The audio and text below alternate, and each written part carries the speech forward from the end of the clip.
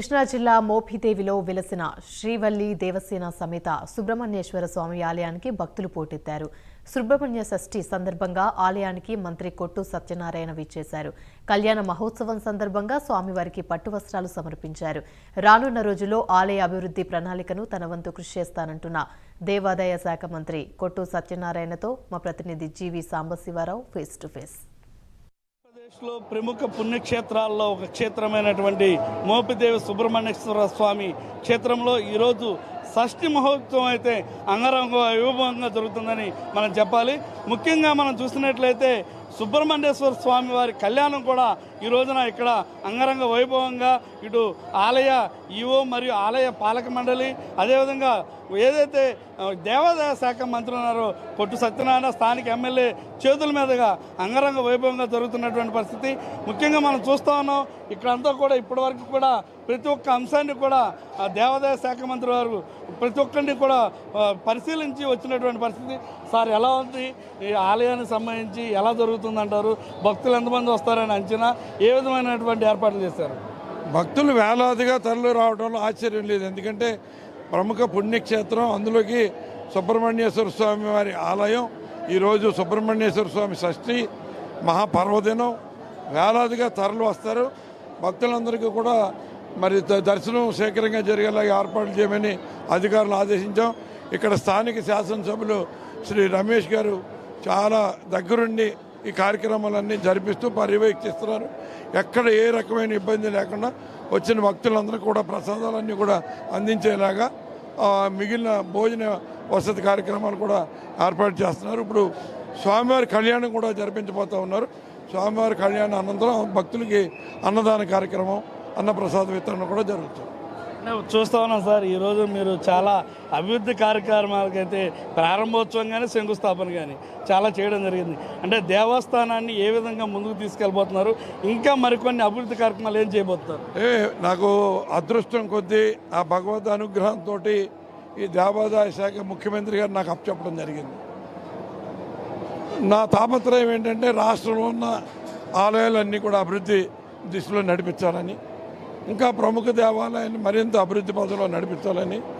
ఇప్పటికే దుర్గగుడిలో 225 కోట్లతోటి అభివృద్ధి కార్యక్రమాలు కానీ, శ్రీశైలంలో 200 కోట్లతోటి అభివృద్ధి కార్యక్రమాలు కానీ, శ్రీకాళహస్తిలో కానీ, కాణిపాకంలో కానీ, మరి ద్వారకా తిరుమలలో కానీ, పెనుగంచిపురంలో కానీ, మరి అన్నవరంలో కానీ, అలాగే సింహాచలంలో కానీ, ఇంకా మనం మరి సూర్య దేవాలయం అరసవెల్లి కానీ, మరి శ్రీకూర్మంలో కానీ, శ్రీముఖలింగంలో కానీ, ఇవన్నీ కూడా అభివృద్ధి పథంలో తీసుకెళ్ళడానికి నిధులు కేటాయించాం.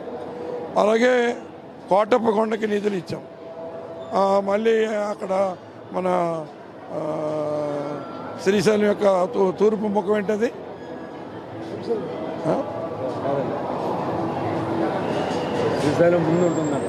త్రిపురాంతకంలో కూడా అభివృద్ధి చేయడానికి దగ్గర 1.5 కోటి రూపాయలు ఇవ్వడం జరిగింది. ఇలా ప్రతి ఆలయానికి అక్కడ ఆలయ అవసరం కొద్దీ తగినట్టుగా ఆర్థిక సహకారం చేసి ఆలయ వ్యవస్థని ముందుకు తీసుకెళ్లేలాగా ఈ హిందూ ధర్మాన్ని కాపాడాలంటే ఆలయ వ్యవస్థ తప్పనిసరిగా ఉండాలి.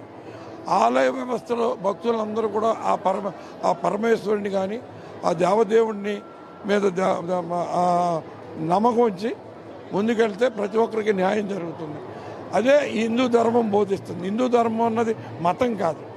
హిందూ ధర్మం అన్నది మానవ నడవడికని ఏ రకంగా మనం ముందుకు నడవాలి, నడవడికని నేర్పేదే హిందూ ధర్మం. దాన్ని విస్తృతంగా అందరికీ ఈ జనరేషన్లో తీసుకెళ్లాలని, ఈ జనరేషన్ వాళ్ళు కూడా హిందూ మతం యొక్క, హిందూ ధర్మం యొక్క గొప్పతనాన్ని తెలుసుకోవాలని రాష్ట్ర వ్యాప్తంగా హిందూ ధర్మ ప్రచారం జరుగుతూ ఉంది.